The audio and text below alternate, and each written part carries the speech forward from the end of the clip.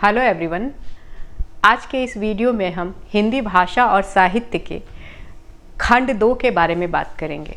पिछले वीडियो में हमने बताया था कि खंड 1 में जो है हिंदी भाषा और साहित्य के इतिहास के बारे में क्वेश्चन पूछे जाते हैं, जबकि आप खंड 2 में देखेंगे तो जो आपका साहित्य है उससे जो पाठ्यक्रम है उसमें पुस्तकें दी गई हैं उससे क्वेश्चन पूछे जाते हैं। तो इसको अगर हम देखेंगे, यद्यपि कि ये सिलेबस में डिवाइड नहीं किया गया है, लेकिन अगर हम सिलेबस देखेंगे तो इस तरह से आप इसको देख सकते हैं। ये 2 भाग में हम डिवाइड कर सकते हैं, एक मध्यकाल का और दूसरा है आधुनिक काल का। अगर मध्यकाल में देखेंगे तो सिर्फ पद्य की रचना हुई थी, वहाँ पे गद्य की रचना नहीं हुई थी।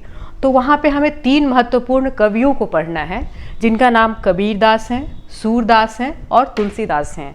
ये तीनों अगर आप देखेंगे फर्स्ट पेपर में भक्ति काल जब पढ़ेंगे तो तीनों जो है ये भक्ति काल के भी बहुत महत्वपूर्ण कवि हैं। तो कबीरदास की जो रचना है हमें पढ़ना है कबीर ग्रंथावली, जो डॉक्टर श्याम सुंदर दास ने लिखी है, और इनका जो है प्रारंभिक 200 पद आपको पढ़ना है। फिर सूरदास के भ्रमर गीत को पढ़ना है आपको, इसमें भी 200 पद आपको पढ़ना है।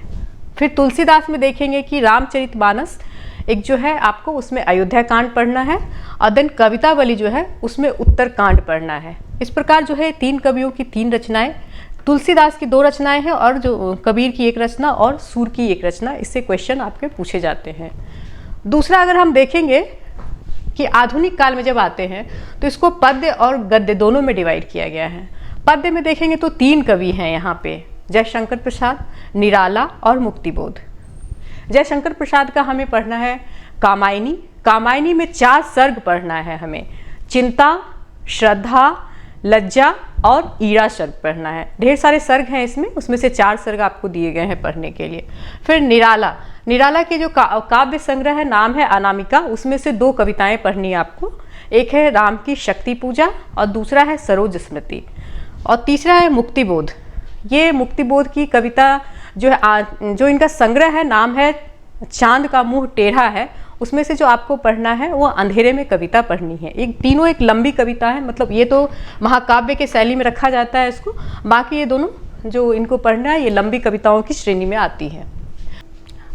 अब हम लोग देखते हैं कि आधुनिक काल में गद्य की बात करते हैं। गद्य में उपन्यास, नाटक, कहानी और निबंध पढ़ना है। इसमें से जो उपन्यास है इसमें हमें पढ़ना है एक गोदान और दूसरा पढ़ना है शेखर एक जीवनी। गोदान प्रेमचंद जी ने लिखा है और शेखर एक जीवनी जो है अज्ञेय ने लिखा है। नाटक में हमें 2 पढ़ना है, अंधेर नगरी, ये भारतेंदु हरिश्चंद्र जी ने लिखा है, और दूसरा हमें पढ़ना है चंद्रगुप्त, जो जयशंकर प्रसाद जी ने लिखा है। फिर कहानी में एक कहानी संग्रह दी गई है मानसरोवर, जिसका भाग 1 पढ़ना है हमें, और वो लिखा है प्रेमचंद जी ने लिखा है। अब जब निबंध देखते हैं तो निबंध में आचार्य रामचंद्र शुक्ल जी का निबंध पढ़ना है चिंतामणि भाग 1।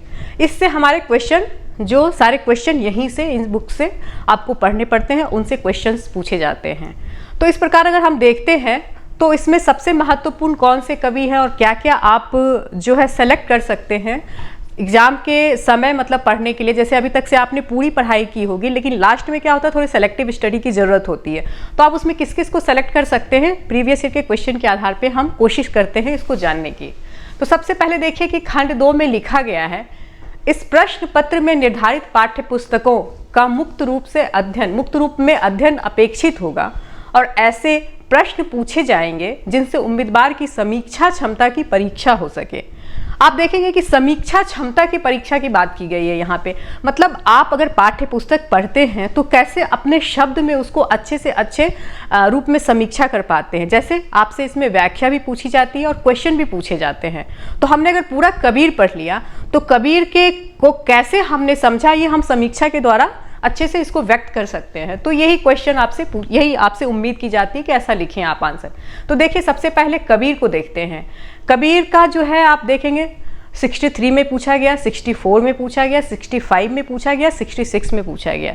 तो कबीर के बारे में एक बात कहना चाहूँगी कि ये जो सिलेबस है यूपीएससी में भी उतना ही महत्वपूर्ण है और बीपीएससी में भी उतना ही महत्वपूर्ण है। एक ऐसे कवि हैं जो अपने जो है सीमा का उल्लंघन करके ये सब जगह ये आज भी उतने ही प्रासंगिक है जितने कि मध्यकाल में प्रासंगिक थे। तो आप इसकी प्रासंगिकता पर देखेंगे कोई ज़्यादा क्वेश्चन इसी से पूछा गया है तो आप इसको जरूर करेंगे। दूसरा है आपका सूरदास। सूरदास का है भ्रमर गीत सार पढ़ना है हमें, उसमें देखेंगे आप 66 में पूछा गया था और 65 में पूछा गया था क्वेश्चन। फिर तुलसीदास देखेंगे, तुलसीदास में रामचरितमानस है, जो बताया था आपको अयोध्याकांड, कवितावली से उत्तरकांड पढ़ना है। तो अगर आप 66 में देखेंगे तो तुलसीदास से क्वेश्चन पूछा गया था, तो तुलसीदास से, खास करके तुलसीदास की क्या सामाजिक सोच थी उससे क्वेश्चन पूछे गए थे। आप 65 में रामचरितमानस से पूछा गया था और 64 में कवितावली से क्वेश्चन पूछे गए थे। अब देखिए भारतेंदु हरिश्चंद्र की अंधेर नगरी पढ़ना है, तो अंधेर नगरी से 60 से 62 में क्वेश्चन पूछे गए और 64 में क्वेश्चन पूछे गए, 2 क्वेश्चन अभी तक से पूछे गए हैं। उसके बाद प्रेमचंद का गोदान पढ़ना और मानसरोवर, तो मानसरोवर से अभी तक से एक भी क्वेश्चन नहीं पूछा गया है, तो इसको आप छोड़ सकते हैं। अब लेकिन क्वेश्चन देखिए तो गोदान बहुत इंपॉर्टेंट है, क्योंकि 60-62 में भी पूछा गया, 64वीं में भी पूछा गया और 66वीं में भी पूछा गया है ये क्वेश्चन। तो गोदान से 3 बार क्वेश्चन पूछे गए हैं। जयशंकर प्रसाद के चंद्रगुप्त से और कामायनी से, तो कामायनी से क्वेश्चन नहीं पूछे जाते हैं। कामायनी से आप देखेंगे तो ज़्यादातर आपको व्याख्या में क्वेश्चन आते हैं, लेकिन क्वेश्चन जो यहाँ पूछे गए हैं ये 65वीं और 64वीं में चंद्रगुप्त से क्वेश्चन पूछे गए हैं। फिर रामचंद्र शुक्ल के चिंतामणि से देखेंगे 60-62 में भी पूछा गया है और 63वीं में भी पूछा गया और 66वीं में भी क्वेश्चन पूछा गया है। तो सूर्यकांत त्रिपाठी निराला के देखेंगे तो इनसे जो है 63 में क्वेश्चन पूछा गया, राम की शक्ति पूजा से पूछा गया है।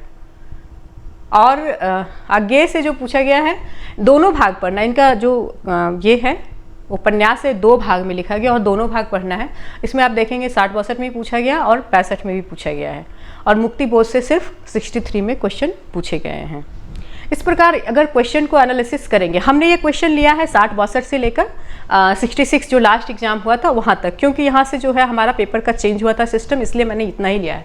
तो आप अगर देखेंगे यहाँ से अगर आप करना चाहें तो आप शुरू से जो है इन 3 कवियों को तो जरूर करें, कबीर, सूर और तुलसी। मध्यकाल में इन 3 को करेंगे तो आपके क्वेश्चन बनेंगे, संभावना पूरी तरह से है।